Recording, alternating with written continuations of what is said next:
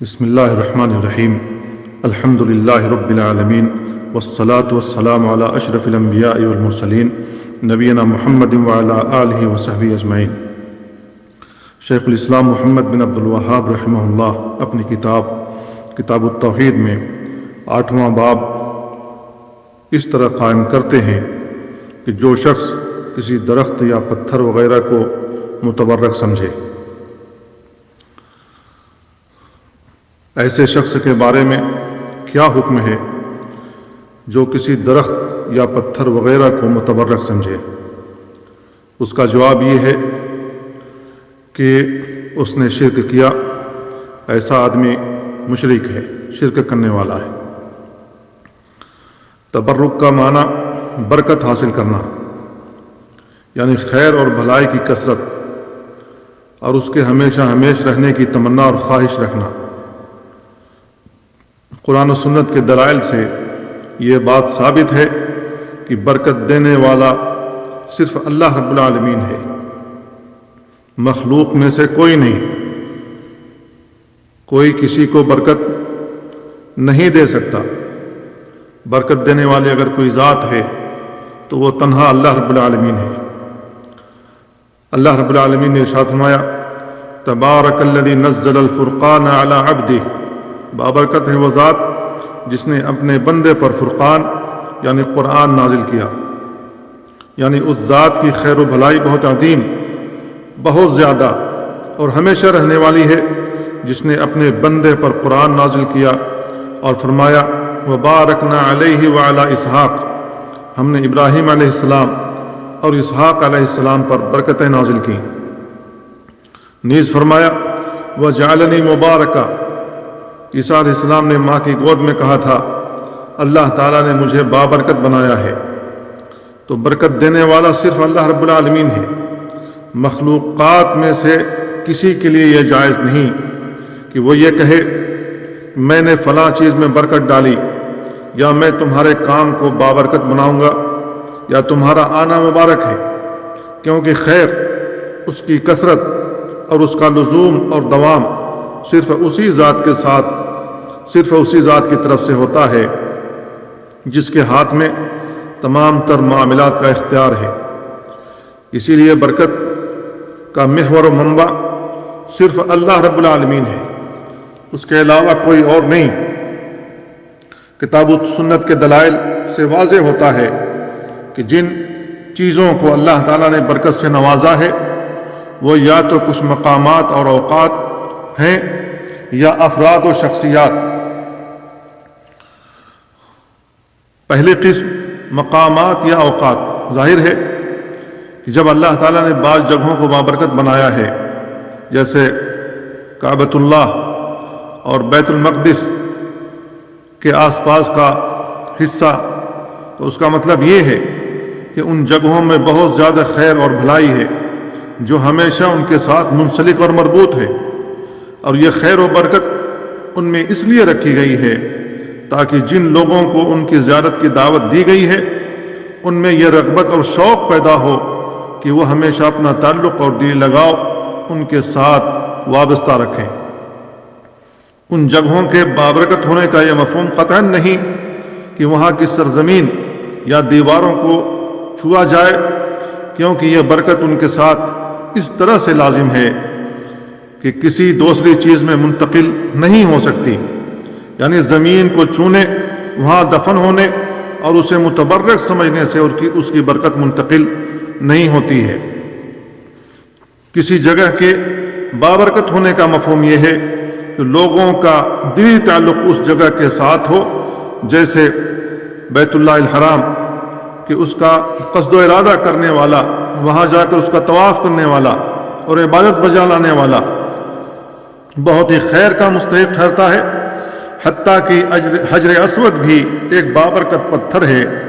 لیکن اس کی برکت بھی عبادت ہی کی بنیاد پر ہے۔ یعنی جو شخص نبی کریم صلی اللہ علیہ وسلم کی اتباع کرتے ہوئے بطور عبادت اسے چھوئے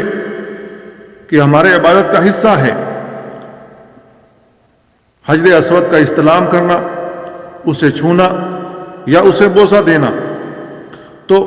جو شخص حجر اسود کو چھوئے یا اس کا استلام کرے یا اس کا بوسہ لے تو اس نے اتباع سنت کی جو اتباع کی ہے اس کی برکت اسے حاصل ہوگی. اس پتھر کی برکت اس کے اندر منتقل نہیں ہوگی، کیونکہ وہ بابرکت جو پتھر ہے تو وہ برکت اسی کے لیے ہے، اس کی برکت دوسروں میں منتقل نہیں ہوتی ہے. اسی وجہ سے عمر رضی اللہ تعالیٰ عنہ نے حجر اسود کو مخاطب کر کے کہا تھا انی اعلم انک حجر لا تنفع ولا تضر، میں جانتا ہوں کہ تو محض ایک پتھر ہے، تو کوئی نفع دے سکتا ہے نہ کوئی نقصان پہنچا سکتا ہے، کسی میں کوئی نفع منتقل کر سکتا ہے نہ کوئی ضرر دفع کی کوئی صلاحیت رکھتا ہے. اللہ کے نبی صلی اللہ علیہ وسلم نے اگر تجھے نہ بوسہ دیا ہوتا تو میں بھی بوسہ نہیں دیتا. اوقات کسی وقت جیسے ماہ رمضان اور اس کے علاوہ فضیلت کے حامل دیگر ایام کے بابرکت ہونے کا مطلب یہ ہے کہ ان میں عبادت بجا لانا اور بھلائی کا قصد کرنا جس قدر زیادتی اجر و ثواب کا باعث ہے، ان کے علاوہ دوسرے ایام میں اس قدر اجر و ثواب حاصل نہیں ہوں گے. لہذا جب اللہ رب العالمین رمضان کا مہینہ سایہ فکن کرتا ہے تو اس کا مطلب یہ ہوتا ہے کہ یہ مہینہ برکت والا تو ہے، اس لیے جو لوگ اس کا حق کما حق ادا کریں گے، اس میں جو عبادت کرنے کا مطالبہ کیا گیا ہے وہ صحیح طریقے سے سر انجام دیں گے تو اس کی برکت کو اپنے دامن میں سمیٹیں گے اور اس سے فائدہ حاصل کریں گے. یہ مطلب نہیں ہے کہ ماہ رمضان جو برکت والا مہینہ اس کی برکت کسی انسان میں منتقل ہو گئی. اب رہی دوسری قسم جس برکت کا تعلق شخصیات کے ساتھ ہے، تو اللہ تعالیٰ نے انبیاء اور رسول کی ذات میں برکت رکھی تھی، یعنی ان کے جسم بابرکت تھے. ان کا کوئی امتی اگر ان کے اجسام کو ہاتھ لگا کر یا ان کا پسینہ حاصل کر کے یا ان کے بالوں سے برکت حاصل کرنا چاہتا تھا تو یہ اس کے لیے جائز تھا، کیونکہ اللہ تعالیٰ نے ان کے جسموں میں برکت رکھی تھی. اسی طرح نبی کریم صلی اللہ علیہ وسلم کا جسم اطہر بھی مبارک تھا. احادیث میں آتا ہے کہ صحابہ کرام آپ کے پسینے، بالوں، آپ کے وضو کے پانی اور دیگر اشیاء سے برکت حاصل کیا کرتے تھے. انبیاء اور رسول کی برکت ذاتی ہوتی تھی، اس برکت اور فضل و خیر کا ان کے جسموں سے دوسروں تک منتقل ہونا ممکن تھا، اور یہ صرف انبیاء کرام کے ساتھ خاص ہے، دوسروں لوگوں کے لیے یہ نہیں ہے. انبیاء کرام کے علاوہ دوسرے لوگ تو انبیاء کے امتیوں میں سے کسی کے بارے میں کوئی دلیل نہیں کہ اس کی ذات بھی بابرکت ہے. حتیٰ کہ امت محمدیہ کی افضل ترین شخصیات ابو بکر رضی اللہ تعالیٰ عنہ سے بھی تبرک لینے کی کوئی دلیل موجود نہیں ہے. یہی وجہ ہے کہ صحابہ کرام رضوان اللہ علیہ مجمعین، تابعین اور مخضرمین، جو لوگ عہد نبوی میں اسلام قبول کر چکے تھے لیکن نبی کریم صلی اللہ علیہ وسلم سے ملاقات نہیں ہوئی تھی، انہیں مخضرم کہا جاتا ہے. ایسے لوگ ابو بکر و عمر، عثمان و علی سے اس طرح تبرک نہیں لیا کرتے تھے جس طرح نبی کریم صلی اللہ علیہ وسلم کے بالوں یا وضو کے پانی سے تبرک لیتے تھے. ان بزرگ شخصیات کی برکت تو محض ان کے اعمال کی برکت ہوتی تھی، نہ کہ ذات کی. نبی کریم صلی اللہ علیہ وسلم کی ذاتی برکت کی طرح ان کی برکت بھی دوسروں تک منتقل ہو سکے ایسا نہیں تھا، بلکہ یہ ان کے لیے خاص تھی. لہذا نبی کریم صلی اللہ علیہ وسلم کے علاوہ دیگر صحابہ کرام اور دیگر نیک لوگ صالحین اگر وہ بابرکت لوگ ہیں تو ان کی برکت انہی کے لیے خاص ہے، دوسروں میں منتقل نہیں ہوتی ہے. لہذا ہم یہ کہہ سکتے ہیں کہ ہر مسلمان میں برکت ہے، اور یہ برکت اس کی ذات میں نہیں بلکہ اس کے عمل یعنی اسلام، ایمان، اللہ پر یقین اور دل میں اس کی عظمت و جلالت اور رسول اللہ صلی اللہ علیہ وسلم کی اتباع کی برکت ہے. یہ علم، عمل اور نیکی کی برکت دوسروں تک منتقل نہیں ہو سکتی. اس کا نتیجہ یہ نکلا کہ نیک لوگوں سے تبرک لینے کا مفہوم یہ ہے کہ نیکی میں ان کی اقتداء اور پیروی کی جائے، اور اہل علم سے تبرک لینے کا مطلب یہ ہے کہ ان سے علم حاصل کیا جائے، ان کے علوم سے استفادہ کیا جائے ان کے جسموں کو چھو کر یا ان کے لعاب سے تبرک لینے کا نظریہ و اعتقاد رکھنا ہرگز جائز نہیں ہے، کیونکہ اس امت کے افضل ترین لوگ صحابہ کرام نے اپنے سے بہتر صحابہ ابو بکر، عمر، عثمان و علی رضی اللہ عنہم کے ساتھ کبھی اس قسم کا معاملہ نہیں کیا تھا۔ مشرکین معبودان باطلہ سے تعلق قائم کر کے خیر اور بھلائی اور اس کے ہمیشہ ہمیشہ رہنے کی امید سے تبرک لیتے تھے، اور یہ تبرکات مختلف اقسام کے ہوتے تھے جو کہ سراسر شرکیاں ہیں۔ کوئی شخص کسی درخت، پتھر، زمین کے قطعے، غار، قبر، پانی کے چشمے یا دیگر اشیاء کو جن کے بارے میں جاہل لوگ غلط اعتقاد رکھتے ہیں متبرک سمجھے، ایسا آدمی شرک کا مرتکب ہوتا ہے۔ یاد رہے، کسی درخت، پتھر، قبر یا کسی قطع زمین کو متبرک سمجھنا اس وقت شرک اکبر بن جاتا ہے جب کوئی آدمی ان کی برکت کے حصول کی امید میں یہ اعتقاد رکھے کہ اس درخت، پتھر یا قبر وغیرہ کو جب وہ چھوئے گا اس کی خاک میں لطبت ہوگا اور اس کے ساتھ چمٹے گا تو یہ اس کے لیے اللہ کے تقرب کا واسطہ اور ذریعہ ہے، اور جب اس کے بارے میں یہ اعتقاد قائم کر لیا جائے کہ یہ اللہ کے قرب کے حصول کا ذریعہ اور وسیلہ اور واسطہ ہے تو یہ غیر اللہ کو معبود بنا لینے سے کے مترادف ہوگا، جو کہ شرک اکبر ہے۔ اہل جاہلیت جن درختوں اور پتھروں کو پوجتے یا جن قبروں سے تبرک لیتے تھے ان کے بارے میں ان کا یہی زعم اور اعتقاد تھا کہ جب وہ ان کے پاس مجاور بن کر بیٹھیں گے، ان کو چھوئیں گے یا اپنے اوپر قبر کی مٹی ڈالیں گے تو یہ چیز قطع زمین یا اس قطع زمین والا یا اس کی خدمت گزار روح اس کے لیے اللہ تعالیٰ کے تقرب کے حصول کا ذریعہ ہوگی، جیسا کہ اللہ رب العالمین نے ارشاد فرمایا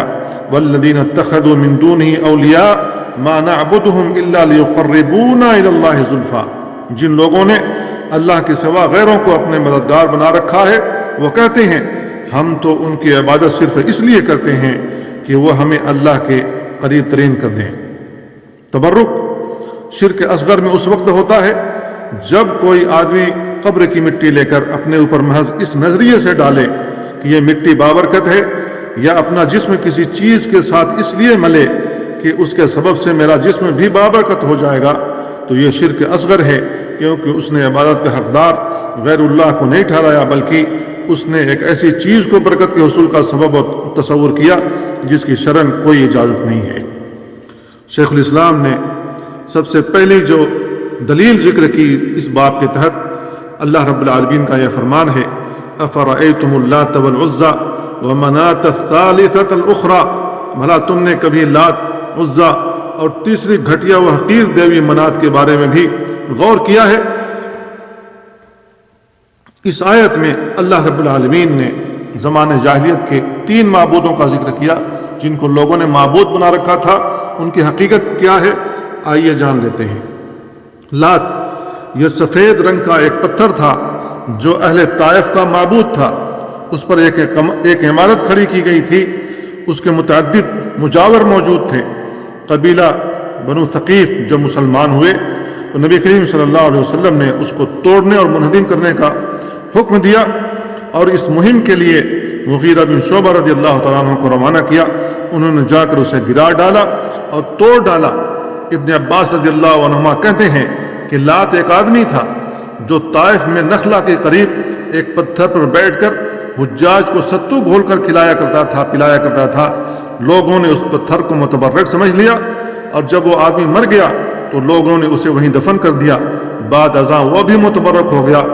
اور اس کی عبادت کی جانے لگی۔ معلوم یہ ہوا کہ لات ایک پتھر ہے، اور وہاں جو آدمی دفن تھا وہ اس کا نیک عمل یہ تھا کہ وہ حاجیوں کی خدمت کیا کرتا تھا، خدمت گزار تھا۔ لوگوں نے اس کو بھی متبرک سمجھ لیا اور وہاں سے برکت حاصل کرنے لگے، وہاں چڑھاوے چڑھانے لگے، وہاں سجدے کیے جانے لگے اور اس کا طواف کیا جانے لگا۔ تو یہ سب عبادت کی شکلیں ہیں، عبادت کی اقسام ہیں جو وہاں کی جانے لگی۔ تو اللہ رب العالمین نے قرآن کریم میں لات کا جو ذکر کیا ہے تو وہ یہی لات ہے جو کہ ایک انسان تھا اور وہاں پر قبر بنا دی گئی تھی، وہاں ایک پتھر تھا جس کی لوگ پوجا کیا کرتے تھے، عبادت کیا کرتے تھے۔ عزا یہ مکہ اور طائف کے درمیان ایک درخت تھا بعد میں ببول کے 3 درختوں کے اوپر ایک عمارت کھڑی کر دی گئی، اس کے بھی مجاور تھے۔ وہاں ایک کاہنہ عورت تھی جو ننگی اور برہنہ رہا کرتی تھی، جو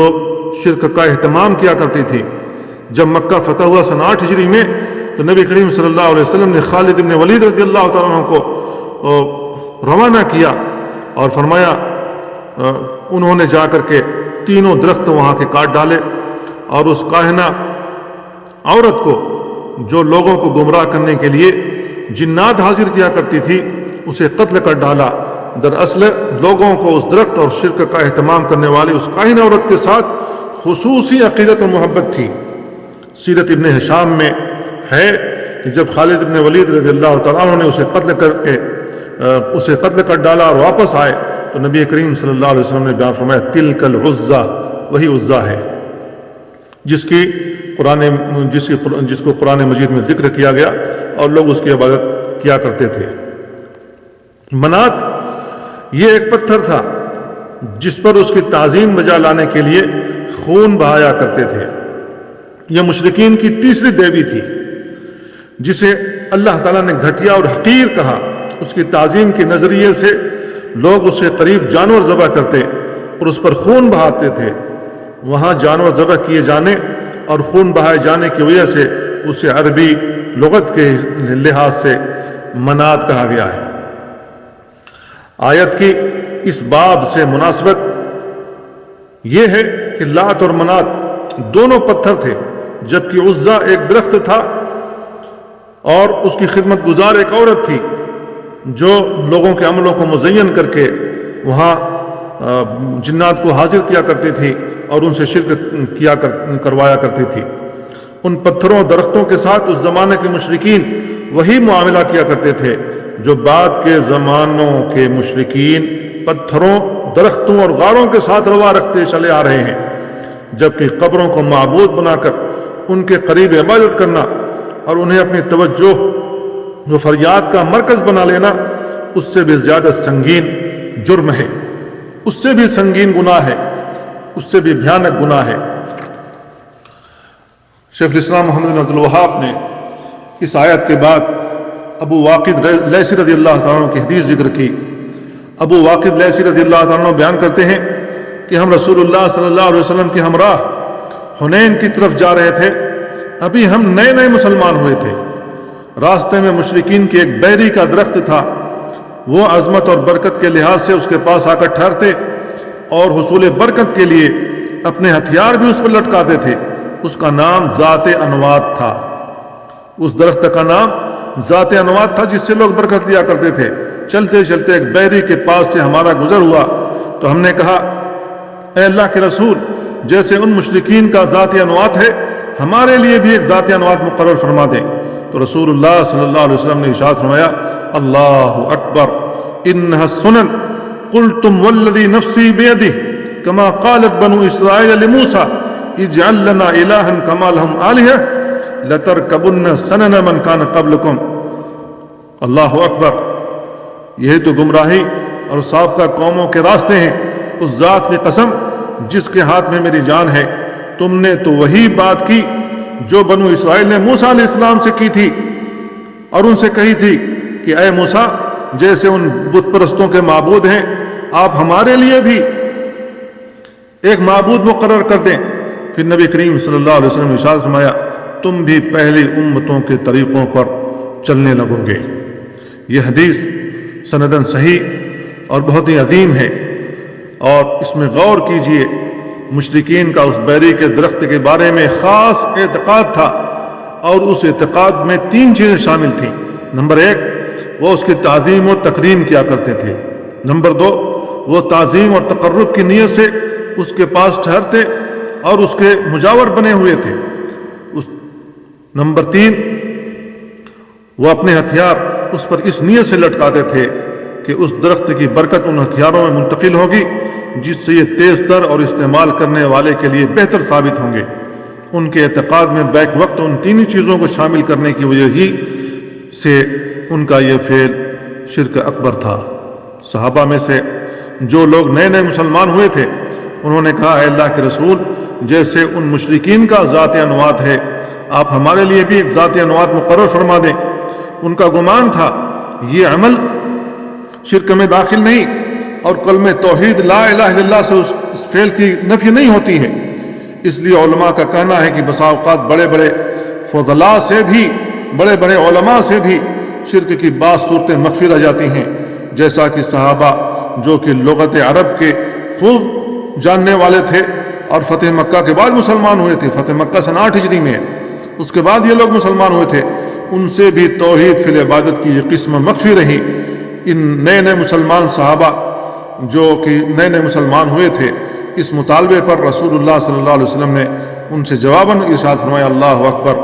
اللہ بہت بڑا ہے، یہی تو گمراہی کے راستے ہیں، اس ذات کی قسم جس کے ہاتھ میں میری جان ہے، تم نے وہی بات کہی جو بنو اسرائیل نے موسیٰ علیہ السلام سے کہی تھی، اے موسیٰ جیسے ان کے معبود ہیں آپ ہمارے لیے بھی ایک معبود مقرر فرما دیں۔ آپ نے بطور تنبیہ ان کے اس مطالبے کو قوم موسیٰ کے اس مطالبے کے ساتھ تشبیہ دی جو انہوں نے بت پرستوں کو دیکھ کر موسیٰ علیہ السلام سے کیا تھا کہ ان کے معبودوں کی طرح ہمارا بھی ایک معبود مقرر کر دیں۔ صحابہ کا جو مطالبہ تھا ان کا عمل اس کے مطابق نہ تھا، اور جب نبی کریم صلی اللہ علیہ وسلم نے ان کو روکا تو وہ رک گئے، اور اگر وہ یہ عمل کر بیٹھتے تو یہ شرک اکبر بن جاتا، جبکہ انہوں نے محض زبانی طور پر مطالبہ پیش کیا تھا اور عمل نہیں کیا تھا، تو ان کا یہ قول شرک اصغر کے زمرے سے ہوا، کیونکہ یہ مطالبہ میں غیر اللہ کے ساتھ تعلق و ربط کا اظہار تھا۔ یہی وجہ ہے کہ نبی کریم صلی اللہ علیہ وسلم نے انہیں ازسر نو اسلام قبول کرنے کا حکم نہیں دیا۔ اس سے یہ بات ظاہر ہوتی ہے کہ جس شرک اکبر میں مشرکین مبتلا تھے وہ ذات انوات سے محض تبرک لینے تک محدود نہیں تھا، بلکہ اس کی تعظیم کرنا، وہاں قیام و اعتکاف کرنا اور ہتھیار لٹکا کر برکت کے حصول کا نظریہ رکھنا بھی اس میں شامل تھا۔ اور یہ بات ابھی بیان کی کہ جب کسی درخت یا پتھر وغیرہ سے تبرک لینے میں یہ اعتقاد شامل ہو کہ یہ چیز اللہ کے قرب کے حصول کا ذریعہ اور اس کے سامنے حاجات پیش کرنے کا وسیلہ ہے، اور اسے تبرک لینے کی بنا پر حاجت پوری ہونے کی امید زیادہ قوی اور کام کا انجام بہتر ہو سکتا ہے، تو یہ شرک اکبر ہے۔ اور زمانے جاہلیت کے لوگ بھی یہی کچھ کیا کرتے تھے۔ موجودہ زمانے میں قبروں کے پجاری اور اہل بدعت و خرافات کے اعمال و کردار پر غور کریں تو پتہ چلتا ہے کفار و مشرکین لات عزا اور ذات انوات کے ساتھ جو معاملہ کرتے اور ان کے بارے میں جیسا عقیدہ رکھتے تھے، آج کے جو مسلمان مشرک ہیں قبروں کے ساتھ وہی معاملہ کرتے اور وہی صحیح عقیدہ رکھتے ہیں۔ آج کل دنیا میں جن جن مقامات پر شرک ہو رہا ہے، آپ دیکھیں گے کہ لوگ قبر کے ارد گرد چہار دیواری لوہے کے جنگلوں کو بھی اسی طرح بابرکت سمجھتے ہیں جیسے وہ چار دیواری اور جنگلے کو چھوتے ہوئے یہی تصور کرتے ہیں گویا کہ انہوں نے خود صاحب قبر ہی کو چھو لیا اور ہاتھ لگا لیا ہے۔ ان اشیاء کی تعظیم کر کے وہ سمجھتے ہیں گویا اس طرح انہوں نے صاحب قبر ہی کی تعظیم کی ہے۔ ایسا کرنا بہت بڑا شرک ہے، کیونکہ حصول نفع اور ضرر کے دفعیہ کے لیے ان کا دل غیر اللہ کی طرف متوجہ ہوتا ہے اور وہ یہ عقیدہ رکھتے ہیں ان غیروں کی تعظیم کرنے سے ہمیں اللہ رب العالمین کا قرب حاصل ہوتا ہے۔ حالانکہ مشرکین بھی تو ایسی ہی باتیں کیا کرتے تھے جیسا کہ اللہ تعالیٰ نے قرآن مجید میں ان کی بابت بیان فرمایا ہے۔ وہ کہا کرتے تھے ما نعبدہم الا لیقربونا الی اللہ زلفیٰ، ہم ان کی پوجا صرف اس لیے کرتے ہیں، ان کے سامنے ہاتھ جوڑ کر اس لیے کھڑے ہوتے ہیں، ان کے سامنے رکوع اس لیے کرتے ہیں، ان کا سجدہ اس لیے کرتے ہیں، ان کے گھروں کا طواف اس لیے کرتے ہیں کہ یہ ہمیں اللہ تعالیٰ کے قریب تر کر دیں، اللہ رب العالمین سے قریب تر پہنچا دیں۔ آج کل کے بعض مشرک بعض جگہوں کو ہاتھ لگانے یا مس کرنے کو بھی قرب الہی کا ذریعہ سمجھتے ہیں۔ مثلا بعض لوگ حرم میں آ کر حرم کے بیرونی دروازوں، دیواروں، بعض ستونوں کو ہاتھ لگاتے اور چومتے ہیں۔ اگر ان کا یہ عقیدہ ہو کہ ان ستونوں میں کوئی روح ہے یا اس کے قریب کوئی ہستی مدفون ہے یا کوئی اچھی روح ان دروازوں، دیواروں اور ستونوں کی خدمت کرتی ہے اس لیے وہ انہیں چھوتے ہیں، تو ان کا یہ عمل شرک اکبر یعنی بہت بڑا شرک ہے۔ اگر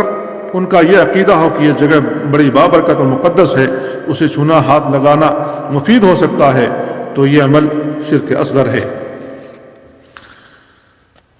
شیخ الاسلام محمد بن عبد الوہاب رحمہ اللہ نے جو آیت اور حدیث ذکر کی ہے اس کی روشنی میں وہ مسائل اخذ کرتے ہیں۔ پہلا مسئلہ انہوں نے اخذ کیا کہ سورۃ النجم کی آیت نمبر 19-20 کی تفسیر ہے۔ نمبر 2، صحابہ کرام کی ذات انوات مقرر کرنے کے مطالبہ کی صحیح توجیہ بھی معلوم ہوئی کہ وہ صرف تقرب کی خاطر، وہ صرف تبرک کی خاطر ذات انوات مقرر کرنا چاہتے تھے، ان کا مقصود اسے معبود بنانا نہیں تھا۔ نمبر 3، واضح رہے کہ صحابہ کرام نے اپنی اس خواہش کا محض اظہار ہی کیا تھا، اسے عملی جامہ نہیں پہنایا تھا۔ نمبر 4، اس سے ان کا مقصود قرب الہی کے حصول ہی تھا، کیونکہ ان کا خیال تھا کہ اللہ تعالیٰ اسے پسند فرماتا ہے، مگر حقیقت میں ان کی یہ بات درست نہیں تھی۔ نمبر 5، صحابہ کرام جیسی عظیم ہستیوں پر شرک کی یہ قسم مخفی رہی تو عام لوگوں کا اس سے ناواقف اور نابلد رہنا زیادہ قرین قیاس ہے کہ عام لوگ بھی بہت سارے مسائل جاننے سے ناواقف رہتے ہیں۔ نمبر 6، اعمال صالحہ کے بدلے میں صحابہ کرام سے جو نیکیوں اور بخشش کے وعدے کیے گئے ہیں وہ دوسروں کو حاصل نہیں ہو سکتے۔ نمبر 7، رسول اللہ صلی اللہ علیہ وسلم نے اس بارے میں صحابہ کرام کو معذور نہ جانا، بلکہ آپ نے ان کی تردید کرتے ہوئے معاملے کی سنگینی ان 3 جملوں میں بیان کی: اللہ اکبر، انہا السنن لتتبعن سنن من کان قبلکم، اللہ سب سے بڑا ہے، یہی تو گمراہی کے راستے ہیں، تم پہلی امتوں کے طریقوں پر چلو گے۔ نمبر 8، سب سے اہم بات جو اصل مقصود ہے وہ نبی کریم صلی اللہ علیہ وسلم کا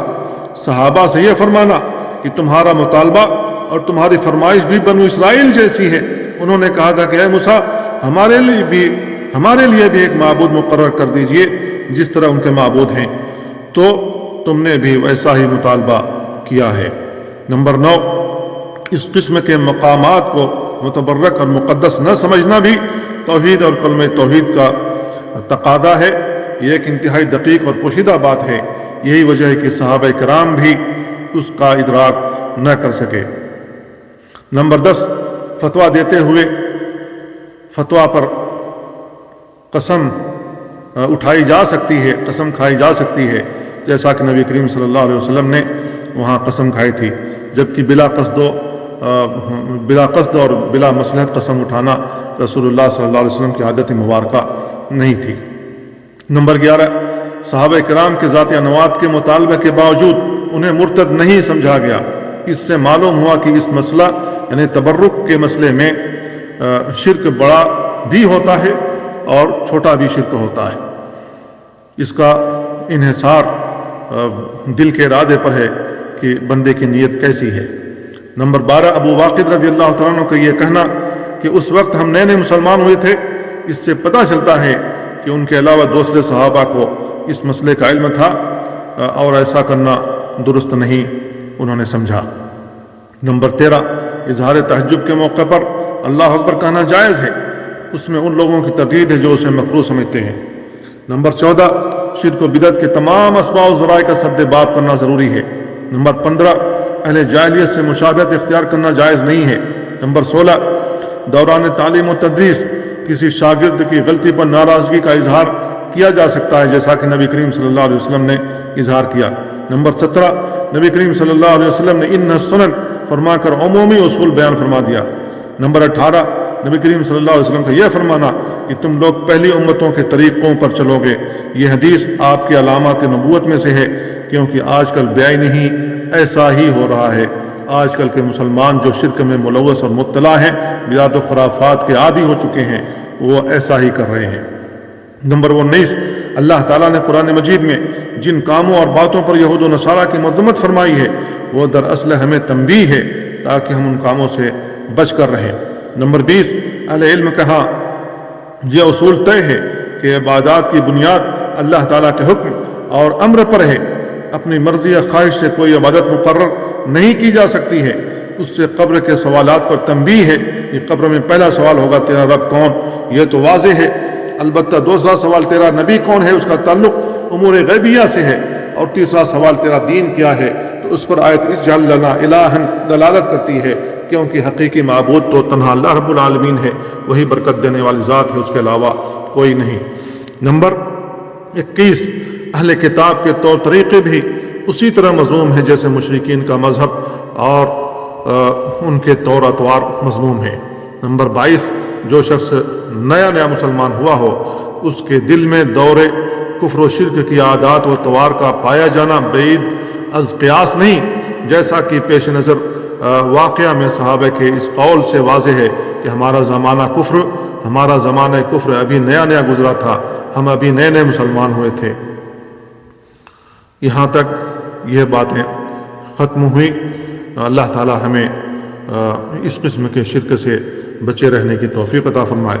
اور ہمیں اللہ تعالی ان شرکیات سے محفوظ رکھے۔ وصلی اللہ وسلم علی نبینا محمد وعلی آلہ وصحبہ اجمعین۔